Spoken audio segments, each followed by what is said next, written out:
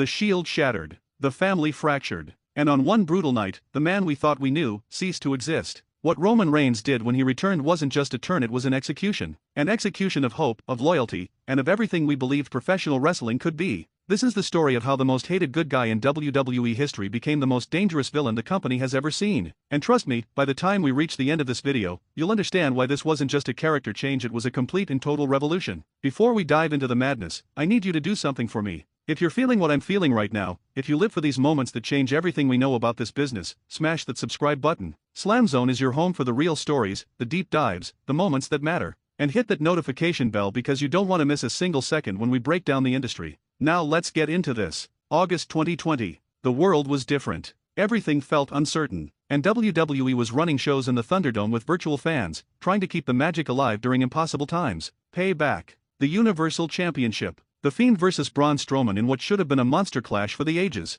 But something else was coming. Something nobody saw. Roman Reigns had been gone for months, protecting his family, staying away from the chaos. We respected that decision. We understood it. But what we didn't know was that the man who left wasn't the man coming back. The match ends. The Fiend stands tall, newly crowned Universal Champion, and you can feel that something's wrong. The energy shifts. The lights flicker. And then that music hits. Not the Shield music. Not the heroic entrance we'd grown accustomed to. This was different. Darker. More menacing. Roman Reigns walks out, and immediately you notice the change. The look in his eyes isn't the fighting spirit of the big dog. It's calculated. Cold. Predatory. He's wearing black. His beard is fuller, his presence more imposing. And when he steps into that ring, you can sense the audience, even the virtual one, holding their breath. What happens next is cinema. Pure, unfiltered storytelling at its absolute peak. Roman doesn't pose. He doesn't smile. He doesn't acknowledge the moment like a returning hero would. Instead, he sizes up both men like prey. The Fiend turns toward him, that eternal nightmare stare meeting Roman's new intensity. And then Braun, his former Shield brother, his supposed friend, steps forward. The tension is suffocating. You can almost hear the questions racing through everyone's minds. Is Roman here to help? Is he here to challenge? What is this? Roman moves toward Braun. Slowly. Deliberately. And for just a split second, there's this flash of something, maybe recognition, maybe history between them. The years of battles, of brotherhood, of shared trenches in this were called professional wrestling. And then Roman strikes. A brutal, thunderous spear that nearly cuts Braun in half. The impact echoes. But he doesn't stop there. He picks up Braun and delivers another one. The violence is methodical. Purposeful. This isn't the passionate warrior we knew. This is an assassin. The Fiend watches. And in what might be the most chilling moment of the entire sequence, Roman turns to him, nods slightly, and walks away. No confrontation. No challenge. Just an understanding. An acknowledgement that something bigger than a simple title chase was beginning. Roman Reigns had returned, and he'd done it by aligning himself with the very forces of darkness we thought he stood against. But this was just the opening move. The real transformation, the complete unveiling of the tribal chief, was still to come. The following weeks revealed layers we never expected. Paul Heyman, the advocate, the brilliant mind who had guided Brock Lesnar to legendary status, appeared at Roman's side. This wasn't a random pairing. This was strategic warfare. Heyman brought credibility, intelligence, and legitimacy to what Roman was building. Together, they began to speak a different language, the language of dominance, of legacy, of family. And that's when it hit us. The tribal chief wasn't just a character. It was Roman accepting his true position. He came from wrestling royalty, the Anoa'i family, a dynasty that shaped professional wrestling for generations.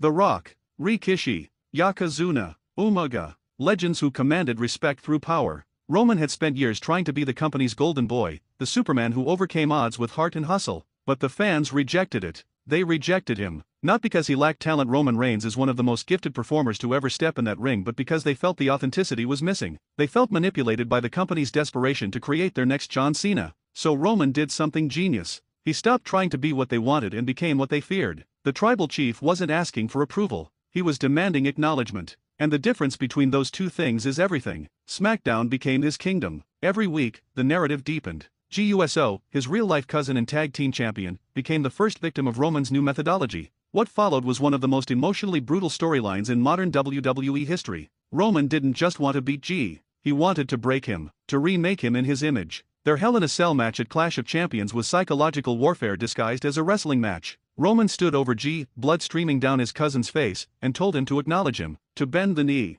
to accept that Roman was the head of the table. Jimmy USO, G's brother, watched from outside the cell, pounding on the structure, screaming for the match to stop. The raw emotion was palpable. This wasn't good versus evil in the traditional sense. This was family destroying itself. Roman was forcing G to choose between his pride and his place in the family. And when Jimmy threw in the towel to save his brother, when he sacrificed G's championship opportunity to preserve his life, Roman's smile said everything. He'd won. Not just the match, but control. Total, absolute control. The weeks that followed showed us the full scope of Roman's vision. He didn't just want the Universal Championship. He wanted to restructure the entire power dynamic of WWE. The Usos fell in line, becoming his enforcers, his special counsel alongside Paul Heyman orchestrating every move. Together, they created an empire. But empires require enemies. And Roman's enemies weren't treated like competitors, they were treated like obstacles to be removed. Kevin Owens stepped up first. KO, the prizefighter, the man who never backed down from anyone, saw what was happening and couldn't stomach it. Their feud was personal, visceral, and perfect.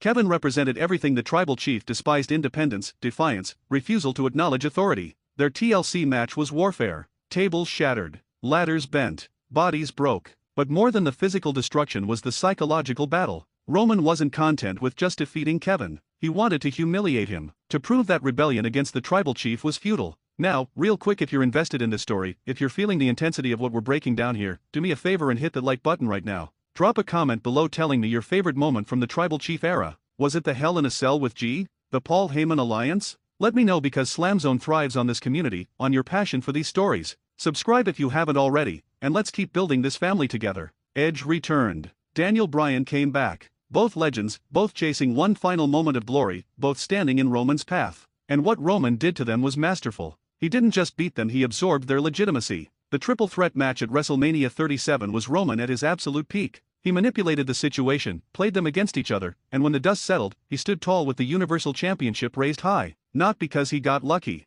because he was smarter, more ruthless, more willing to do whatever it took. Every defense added another layer. Cesaro, the working man's hero, came close but fell short. Rey Mysterio and his son Dominic were systematically dismantled in matches that felt less like competition and more like public executions. John Cena returned for SummerSlam, the ultimate symbol of WWE's past trying to reclaim the present, and Roman defeated him too. Not just defeated, dominated. The tribal chief didn't need to prove he was better than Cena. He proved he was inevitable. Brock Lesnar's return should have been the moment everything changed. The Beast versus the tribal chief. Heyman caught in the middle. This should have been Roman's downfall. Instead, it became his coronation. Their clashes weren't just matches, they were statements. Roman proved he could hang with Brock in terms of pure physicality, but more importantly, he proved he was the smarter strategist. When he defeated Brock at WrestleMania 38, unifying the WWE and Universal Championships, it wasn't shocking. It felt right. It felt destined. Over 1,000 days. More than 3 years. The tribal chief held those championships and defended them against everyone. Drew McIntyre,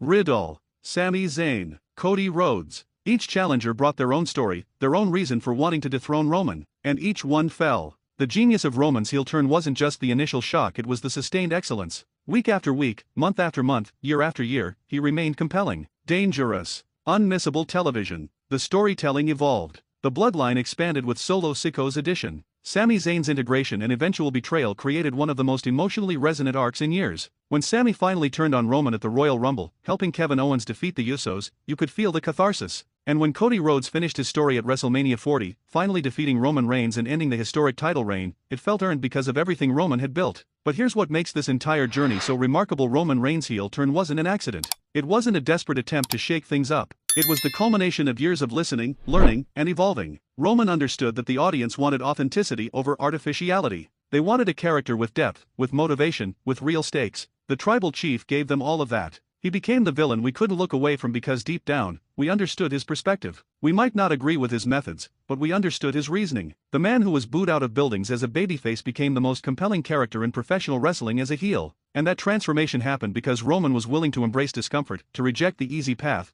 to risk everything on a complete reinvention. The calculated nature of every promo, every stare, every manipulation, it all served a larger purpose. Roman Reigns stopped trying to be loved and started demanding respect. And in doing so, he achieved both. So where does this leave us? The tribal chief era redefined what a modern wrestling heel could be. Not a coward. Not someone who constantly needed help. But a dominant, intelligent, unstoppable force who won because he was simply better. Roman elevated everyone around him: his family, his opponents, even the championships themselves. The Universal Championship meant more around his waist than it had in years. Every defense felt monumental because Roman made it feel that way. Before we wrap this up, one last thing: if this deep dive into one of wrestling's greatest character transformations resonated with you, if you're now looking at Roman Reigns' journey differently, show some love to SLAMZONE. Subscribe, hit that notification bell, and share this video with every wrestling fan you know. We're building something special here, a community that appreciates the art of storytelling in professional wrestling. Comment below with who you think is the next wrestler capable of a transformation this significant. Is it someone on the current roster? A future star?